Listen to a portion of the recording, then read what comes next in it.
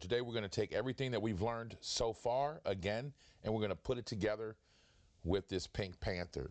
This is a really good way to use all of the tools that you've learned how to use so far, and then we're going to dive into a few more things. What I want you to remember before we get started is to remember your sequencing. No matter what you see me do, I still want you to remember your sequencing, and as you look at this design, try to figure out how you can run through this design, especially if this is for a hat. For a hat, you want to come from down here and the bottom center and then work your way up and out, right? So if this was for a hat, how would you do this? Or however you want to stitch it out. And some designs may not matter, but if it's going to be for production, I want you to think about how you're going to sequence this as you digitize. Now, the first thing that I did when I came in here was, the first thing you want to do is lock everything down and size it down to whatever size you want it to be. So you can come here and you can go to the US here, and then we'll select all again. And I have it at 2 inches, so let's just make it a little bit taller. Let's make it at 2.5 inches. All right, and because I usually digitize as if I'm doing it for a hat, right? But you do obviously what works for you, right? So then I'm going to lock this down so things can't move. Another thing I did with this original design, here's the design. If you look at the eyebrows here, I took the eyebrows and I took them down a bit, right? So if you can see here how the eyebrows are sitting way up here, and I believe I did the eyelids here a little bit different too. You'll see that in a minute. But anyway, so I lowered those down. So if you wanted to do that, go ahead and lower those down. I'll leave this design out for you. So in like a Dropbox or something like that, so you can use it yourself. All right, let's get down to business and quit all the faffing around. So let's start digitizing here. So let's start with an open shape. Now I'm going to start down here so I can move my way up and get as less trims as possible. So that is just a left click. Now these are right clicks that I'm doing now. And then I'm going to left click here at the end. That's a bad click. I'm going to go back and I'm going to left click like this. Cool. So now then we'll go ahead and get our colors on. All right. And so I'm not going to worry about this shape too much, and I'll tell you why in a minute, but I am going to move it around just a little bit to get it kind of close. All right, so now I'm going to keep, and I'm going to do this again, but this time I'm going to do a closed shape, and I'm going to go all the way around here. And you see that this is your end here. That's your start. So I can start right here and make sure that our pathing is correct. So I'm going to digitize a closed shape this time, and I'm going to start right here. These are right clicks. All these are right clicks. Don't forget to get in there a little bit. That is a left click there. And when you come to a point like this, it's always good to end that with a left click, because if you come down here and it was a right click, it's going to do all kind of wonky stuff. You'll see if you try it. All right, so now these are all right clicks. I'm going to come around here. A lot of times too, if you want to hide this stuff, so I'm going to give you an example. That was a right click. Now I'm going to do a left click. I didn't do it this time, but anyways, sometimes it'll go really wonky. I'm going to go straight here, one left click, and you can kind of see what I'm talking about here. You see how that bent down there? But anyways, we're going to click again here, and you can kind of see what I was talking about there. All right, so now we need that to be an outline. Exactly. All right, let's change the color. All right.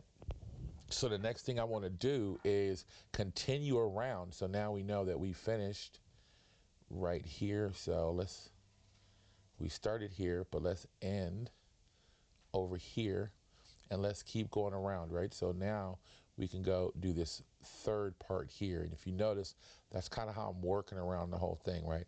I want to frame everything in first. So let's do our open shape. It is another outline, a satin stitch, and we'll do the 150 again. So let's start here. And these are all, that's a left click. Most of these are going to be right clicks going around. This is just a left click, and I'm going to right click around this corner here. I'm going right here in the middle. You can always move this to however you want to, but I'm just going right down the middle. You see how that went wonky there? That's what I was talking about right there. So if I change this to a left click and then come down here, it doesn't do that. I'm glad that happened so you could see that. So now I'm going to go around this way. I should have hid that, and that's what I was talking about. If I hid that eyebrow, I could see a little bit better, but it doesn't matter. I'm going to right click here, or excuse me, left click there, and I'm going to go across to here, and I'm going to go back up to the other side here. These are all right clicks. I'm going to give that a left click, and then we're going to go through again down to his ears. These are all right clicks. Trust me, I'm not going to have you watch me click everything you need to through this whole thing. I have a plan, but I do want you to see me do this outline. I have a plan, trust me. All right, so now these are all right clicks right here. These are left clicks. I'm going to hit enter and change the color. Now, here's another little thing that I wanted to show you, right? So the next thing we're going to do is we're going to finish these outlines, and we're going to go from here, and we'll keep traveling along. But if you notice, not only the line's not perfect, they don't really match up, right? So what I want you to do is we'll come down here and we'll start doing some corrections, all right? People always ask, what's the difference between, break apart here. People always ask, what's the difference between Wilcom Studio and what's the difference between Hatch? It is that the tools are all out and you're able to digitize a lot faster because you're not worrying about it, like looking for stuff. So now that you reshape this, now you can come through and shape this exactly how you want it to look. And this is important because you want to kind of follow your artwork as you go through. So if you see that you have different widths, you can come through here and you can edit this exactly how you want it to look. So if it's thicker in one places and thinner in others, now you can start to match the artwork up. And also, you're gonna find places where they're gonna have like 1,000,001 nodes. You can delete those nodes, because a lot of times when they're doing automatic things in the software, they put too many nodes, and you can delete those. Like this is probably too many nodes here. So now what I want you to do is just go through and edit this, and now you can see how this looks, right? So now just edit this to how you want it to look according to the artwork. And now we're matching the artwork a little better than we were, right? So I'm gonna take a note here because I'm anal like that. Stretch this out. Now we're matching the artwork, and that's what I wanted to show you. So I'm not gonna let you sit here and watch me do all of this. So you already know through the magic of editing, right? All right, so now you can see that I've already edited these, and you can see that I edited according to the artwork. So my next step was, when I did that, is I wanted to go through and kind of start filling things out, right? So I also came through here and I did the same thing here. So what I did was closed objects here. So I can show you how I went through that, and I hit the T key so I could see what I was doing, and close shape, excuse me. So I kind of went in here a little bit so we can take care of gaps. And I did have some gapping problems on this myself, and that's the power of stitching it out. I had somebody tell me on the forum, because you know, I didn't know that about gapping or something like that, that, you know, this was art. And I'm like, it's not art. Gapping is a setting, and you know, you'll get used to it, but don't think it's an art. Okay, it is not. It's just a setting. So if you make a mistake, that's the whole beauty of this in general. That if you make a mistake, you can look at it and you can say, hey, I need to do something a little bit different here, and you move on about your business. Just because you make a few mistakes doesn't mean that you should go pay a digitizer for it. So that is some crazy thinking. All right, so now you can see that I'm going to go ahead and color this, and we're going to move on. Now you should be able to take this and right click and drag it over here, and then just flip it, mirror it, and it'll fit right in there. And so now you've done the eyepieces. Make sure you do your pathing. What I did here was I looked at the start and finish, and I just drew a little open shape there. You've already learned this. If you haven't been to my other classes and you don't know what I'm talking about, go look at the other classes. It's not because I want YouTube views. It's just that I taught these classes where you could build on your knowledge, okay? So now the next thing that I did, so let's go ahead and take these out so you can see. So you can see that I went through and I made those 1 millimeter, and I went through and I made sure that I sized these correctly. Now you can see here where I had a gapping issue here. So I could just bring this down a little bit. And another thing that I can do is you'll see when I had to fill is when I fill this up, I need to stretch this over for the gap in there and the overlap in here. And because you have that push and pull compensation, which we'll get to in other videos. So the next thing that I did on this, once I had all of this filled out, is I started doing the fills. So I came through, I pressed my T key, and I did a, I did a close shape here, and I came up a little bit further. These are left clicks. Then I came down, let me go a little bit further over. And these are right clicks right here. And I just came around here. You want to go kind of deep in there because what will happen is you'll have the problem that I had in certain areas. So then you want to make that a fill, and I made it a tatami stitch. Excuse me. You make that a fill, and you make that a tatami stitch, and I colored it white. So now you see where this isn't in the right place, so just drag this up. So I drag this under like that, right? So you can see that. So let's go ahead and delete that because now you can see that I already have these here. So let's go ahead and unhide these. And you can see where I filled those up, okay? And the next thing I did was I did a fill stitch right here in the middle, and you can see that right here. And what I wanted to do is I made this a satin stitch, okay? Because I wanted that to kind of poke out a little bit. And so I just made another little one right here, okay? So now I don't want to bore you with doing this entire thing, so I'm going to unhide everything and just kind of show you how I did this, because after this it's all just fills, okay? So I just filled this up with a tatami stitch, and then each one of these is kind of your own so let's just unhide all of it. Okay, so each one of these are your own choices on how you want to do this.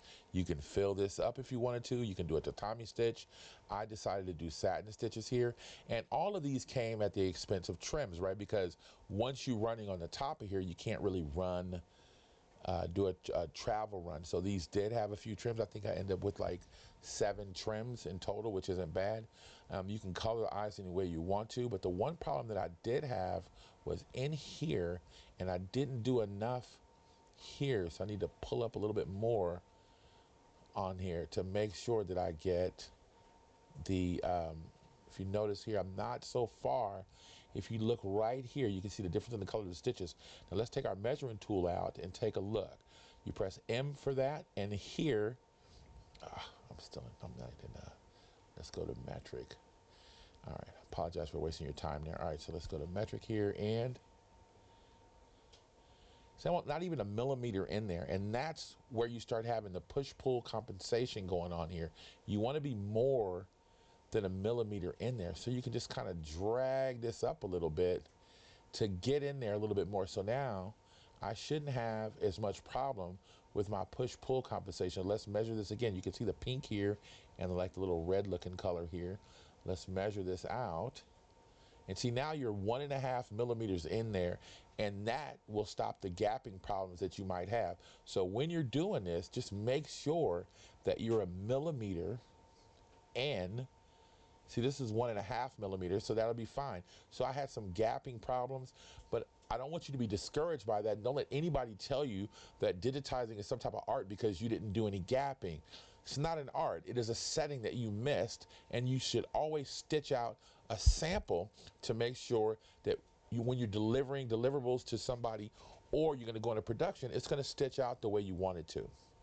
So if you look inside of here, and because like I'm not in production here or anything like that, but I don't have enough gapping going on there, right? Enough overlap going on. So you want to make sure you get enough overlap. Other than that, this stitched out just fine. I had a little gapping up here where I showed you, and I had a little gapping down here in the eyelids here, and you can see why.